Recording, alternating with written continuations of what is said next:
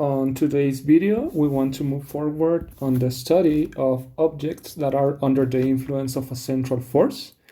In this case, recall that if we have a mass m that is located by a vector r with coordinates x, y, z, a central force will be a force that is directed from the origin of the reference system to the mass m, okay? Or on the opposite direction. So for example, if we have a force F in this direction, well, this force F can also be on this other direction, on the opposite direction. And in this case, F will be a central force. Okay, again, if we have, for example, the mass M over here, well, F will be a force that is directed on this direction or in this direction, but it's always pointing from the origin of the reference system to the object with mass m. Okay, so on a previous video we showed that if we have an object under the influence of a central force, then this object will be moving on a plane. Okay, so z equals ax plus by. So the coordinates that locate the point on the plane, the object on the plane, will satisfy this equation. Okay, that means that an object is always moving on a plane. Okay, this also means that we can ignore, for example, the z variable, and we are able to locate a point just in 2 dimensions. So we are going to use x and y to locate the object under the force, just to make it simple. Okay, so for example, if a planet is moving, okay, in a plane that is maybe a little boat, okay, what we are going to do is to establish that the y-axis and the x-axis are parallel to the plane where the planet is moving. Okay, so let's say, for example, that we have the plane, the reference system x, y here. We will be able to locate the object by just 2 coordinates x, y, but in this case it would be very useful to use polar coordinates. Okay, so in the first video of the channel we showed what is the Lagrangian in terms of polar coordinates. Okay, so if this vector r is it has an angle theta and a magnitude r, okay,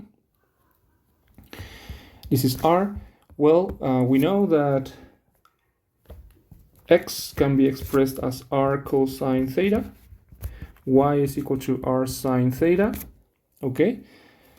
And we showed again in the first video of the channel that the Lagrangian, which is equal to the kinetic energy minus the potential energy, will be equal to m over 2 times r dot squared plus r squared theta dot squared minus b of r. This is the Lagrangian. Another thing that will be important in this analysis is that given that there are no other external forces acting on the mass m, okay, the total mechanical energy will be a constant. Okay, it will be maintained constant. So that means that the mechanical energy, which is defined as the kinetic energy plus the potential energy, is equal to E.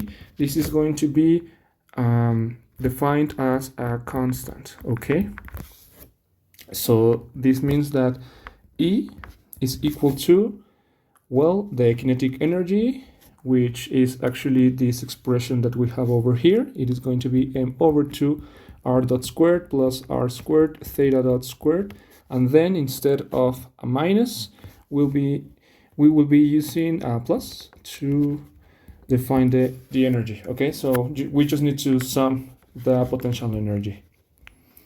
This will be very important. Okay, so again, as in the previous video, we are going to use the Euler-Lagrange equations to see what happens, okay? First of all, well, we have here the Lagrangian. We see that we have two generalized coordinates, r, theta. So what happens if, for example, we want to calculate the Lagrange equation for theta? What happens? Well, let's begin by noticing that the partial derivative of L with respect to theta is equal to 0, okay? And the Euler-Lagrange equation says that the total derivative with respect to time of the partial of L with respect to theta dot minus the partial of L with respect to theta is equal to 0, but this is equal to 0. That means that the derivative with respect to time of dl theta dot is equal to 0, making that the partial of L with respect to theta dot will be equal to a constant, okay? Because its derivative with respect to time is equal to 0. That means that what we are taking the derivative from is a constant, okay? So, okay, but what is this quantity that we have over here? Well, we can calculate it from the Lagrangian definition that we have here. So this is going to be, well, if we take the partial derivative with respect to theta dot, we are going to get m, well, the partial of L with respect to theta dot is going to be m r squared theta dot, okay? Given that this is a constant, we are going to name it as L, okay? Later on, this will be important because this constant will appear on the final result that we want to show. But for now, we can say that theta dot is equal to this constant L over mr squared. So in this part, I want to speak about something very interesting. What happens if L is 0? Okay, if L is 0, well, we easily notice that theta dot is going to be 0, okay? So if theta dot this is equal to 0, this means that the derivative with respect to time of theta is equal to 0, given that theta is constant. This is very interesting because if we have the reference system x, y, locating a point, well, the object with mass m, where theta is this angle over here, well, we are saying that theta is a constant. This means that, well, theta will be moving all around this line over here, okay? Theta, sorry, the object, the body, will not be moving through these directions.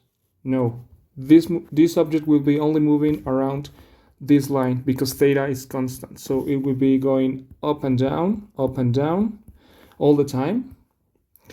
But it will never make an orbit around, for example, the center of the reference system or the origin. It will only be going up and down in this line over here with inclination equal to theta, okay? But more interesting will be the case where L is different from 0, okay? This will make that theta dot will not be 0, okay? So just recall that theta dot is equal to L over mr squared. And remember the expression that we found for the energy. We here have theta dots. So what we are going to do now is to see what happens if we take the definition of theta dot that we found in terms of L. What happens if we substitute that definition on the definition of the energy, okay? So that is going to give that E is equal to m over 2 r dot squared plus r squared times theta dot squared, but that is L squared over m squared r to the 4th plus b of r, which is going to be equal to m r dot squared over 2 times L squared over 2 m r squared. plus B of R. Okay, so if we have this expression for the energy, it will be convenient to see it in this way. This is going to be m over 2 r dot squared plus L squared over m squared r squared, okay, plus B of R. Okay, so recall that we want to do is to find the orbit of the object under the central force, okay? That means that we want to find a function of r in terms of t. So let's say that if I give you a moment t, then you can tell me what is the distance r from the origin of the reference system to where the object is located, okay? So for a given moment t. That means that we need to find a differential equation for r dot, okay? And then solve that differential equation to see what is the function r in terms of t. So if we keep working with this, we are going to get that 2 over m times e minus b of r is going to be equal to r dot squared plus L squared over m squared r squared. Then, well, r dot is going to be equal to the square root of 2 over m times e minus b of r minus, this is going to be minus L squared over m squared r squared.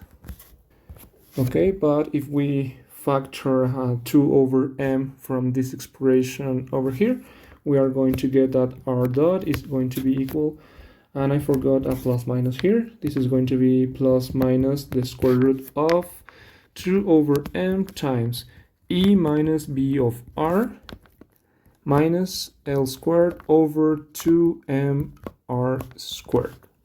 Okay, now let's write this in a different notation. The Leibniz notation for r dot is dr dt equals to plus minus the square root of 2 over m times e minus b of r minus L squared over 2m r squared. And recall from your differential equations course, you know that this is actually a separable differential equation. Okay, that means that, well, we need to put everything that has r on the side that has dr, and all the t's need to go on the other side of the equation. This means that, well, dr over the square root of 2 over m times e minus b of r, minus L squared over 2m r squared is going to be equal to plus minus dt. And then we just need to take the integral on both sides to find what is the function r in terms of t. Well, we see that in this case, well, this is going to depend on b of r, okay? So we do not know what is the form of b of r. So in general, in these cases, well, these integrals turn to be very hard to solve, but there are some other cases where this integral can be solved, well, not too very hard, okay? For example, in the case of a planet that is orbiting around the sun, okay, well, we know from the Newton's gravitational law that this potential has the form minus k over r, okay? So we will see this on the next video, but if we take this expression and put it here, well, this integral can be solved. It is a little hard to be done, but it is possible to evaluate this integral, and then we will be able to express r in terms of t, okay? But in this case, we are just going to leave it as it is, okay? So that will be the final result. Well, the integral of dr over the square root of 2 over m times e minus b of r minus L squared 2mr squared is going to be equal to plus or minus dt. Another thing we can be interested in is to find maybe a function that relates theta with r. Okay, that means that if we have our object here, well, if we know r, then we can know theta. Okay, so if the object is moving given a distance r, we can know the angle that is making this line with the x-axis. Okay, so what we want to do now is to determine this relation here. So how are we going to do that? Okay, well, we know for the chain rule that dr dt is equal to dr d theta dt. Okay, so look that here we have what we need, the derivative of r with respect to theta, which will give us a differential equation that if we solve it, we can find a function r of theta or theta of r. It's the same. So now this quantity we know it, and this quantity we know it too. Previously we saw that theta dot is equal to this. Theta dot is L over m r squared, because this is theta dot, which is L over m r squared. And we found here that the derivative with respect to time of r is all this expression that we have here. So let me copy this. Okay. So what happens if we substitute these expressions on our equation that we have here? Well, we are going to get that plus minus the square root of 2 over m times e minus b of r minus L squared over 2mr squared is equal to dr d theta times theta dot, but that is L over mr squared. As we can notice here, this is also a separable differential equation. We need to put all the r's on maybe the right hand side of the equation, and then all thetas on the other hand. So let's notice that if we do that, we get that plus or minus the theta is going to be equal to, well, L dr over mr squared all over 2 over m times e minus b of r minus L squared over 2mr squared. Okay, if we take the integral on both sides, well, again, we can get an expression for r in terms of theta, or theta in terms of r. But again, I mean, this integral is very hard to solve if we don't have a potential that behaves nicely. But again, on the case of the planets, we will see that if we use the general potential minus k over r, we will see that this integral will be able to be solved, and then we will be able to find the equation of the orbit of a planet. So just to finish, to make this more elegant, we can see that plus or minus d theta is equal to the integral of L dr over r squared, the square root of 2m times e minus b of r minus, well, L squared over 2mr squared, just by taking this m inside the square root that we have here, we get this expression here. So this will be the final result that we wanted to show. This is expression that we need to express the orbit of an object that is orbiting due to the influence of a central force. Again, the other equation that is important to save is this, r in terms of t. Another thing to notice is that if you can find r in terms of t and you can find theta in terms of r, well, then you can find theta in terms of t, okay? So first of all, you need to find r, and then you put it here, and then you get theta in terms of t, okay? So this is to find the equation of the orbit of the object.